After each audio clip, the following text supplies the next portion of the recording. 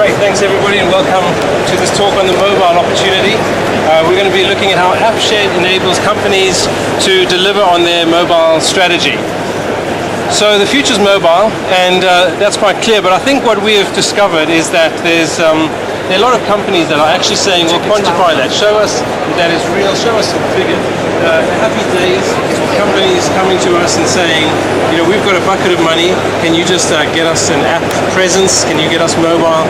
Those lasted much shorter than they did in the dot-com boom, so they've kind of come and gone, and it's a much more measured approach. People want to know the ROI and the possibilities with that.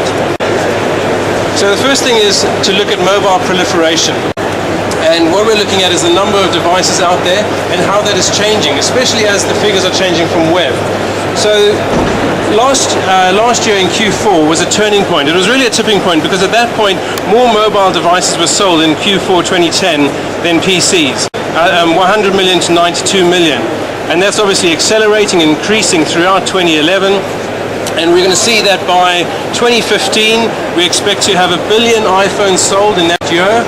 And that really means that there will be 2 billion smartphone subscribers compared to the sort of figures that you have now where we had 100 million devices out there.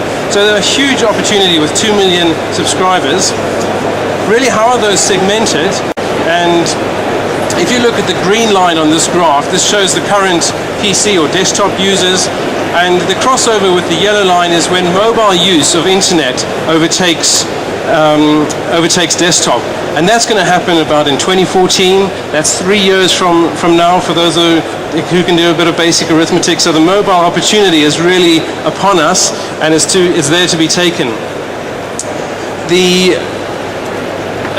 search results are indicative, really, and these are current search results, so these are not expected. We're seeing that in some of the major sectors, we're already having about 15% of searches, or the total number of searches, for example, in finance, of 15.4% of those are being done on mobile devices. The key one is restaurants. Almost 30% of restaurant searches in 2011 are being done on mobile. Looking at 1 in 3 searches happening on smartphones is local searches. 61% of users doing these searches are actually phoning the business. Now there's an opportunity you want to take advantage of, and in the staggering, almost 60% are actually visiting the business if it's appropriate. So huge opportunities there. Facebook can demonstrate this, and their statistics show that of the users that are using Facebook from a mobile, they're twice as prolific in terms of activity.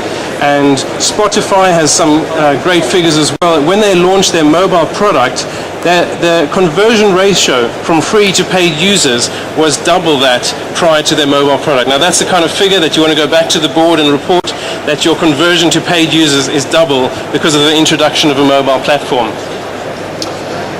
Interesting is the usage and how people are using their devices. Obviously a traditional phone and then a texting device, then web was introduced. Now people are spending more time using their apps than they are using the phone as a telephony device or on the web. Eric Schmidt, Google's chairman, has said that the new rule is mobile first, and we would feel that companies would do well to follow suit in that. So app proliferation is the next one that follows. Obviously mobile proliferation has been demonstrated. Just looking at the facts, the figures from the iTunes store in particular, which obviously had a few years ahead of the others. 10 billion downloads currently, 350,000 apps, and of those, it's interesting that 30% of apps are using the location of the device. So that has been well resourced and well used, likely to increase. In terms of the contacts, the user's contacts, 12% of apps already are using the contact. 79% of users are using their smartphone to find shopping information, to make a decision, a purchasing decision, and actually 74%, that's 3/4 of users, have made a shopping decision because of information from their smartphone. So clearly there's mobile proliferation, there's app proliferation, but what are the challenges to us as a mobile development community or agencies or brands? The biggest one is fragmentation. So currently in 2011 you've got about 5 major players. Android has obviously significantly overtaken iOS already, and there's a lot of discussion around this, but The indications are that it's going to remain a multi-horse race, not a two-horse race. So by 2015 you will see a bit of increase in Android share, but certainly the move from Symbian into Windows Phone and the potential for Windows Phone to capture a huge part of the market remains. And so device fragmentation leads to the following key problems. The first is that developer fatigue. Really, developers and agencies have gone out there, they've built their first apps, they've got some publicity around it, but the problem now is delivering multi-platform apps, and the device fragmentation across different operating systems, as well as all the versioning and the backward compatibility, is a headache that not many agencies, developers want to be concerned with as they're trying to really be focusing on business solutions. So a recent survey shows that fewer than 30% of developers are motivated to target more than two platforms, the two leading platforms. And this is a challenge facing brands. Obviously there are massive cost implications to that. On the other side of the table, 80% of online advertisers, we're not talking about websites across the board, these are sites that are advertising online, do not have an optimized mobile presence. So there's a huge need on that side. And clearly users, by the slides we showed early on, users and technology is well out of the early adoption stage. It's well into a maturing market, but it's interesting that brands are not keeping pace with that. The mobile opportunity requires a mobile strategy. And the key things that we would be suggesting and looking at for a mobile strategy is that, first of all, it must exist, it must be intentional.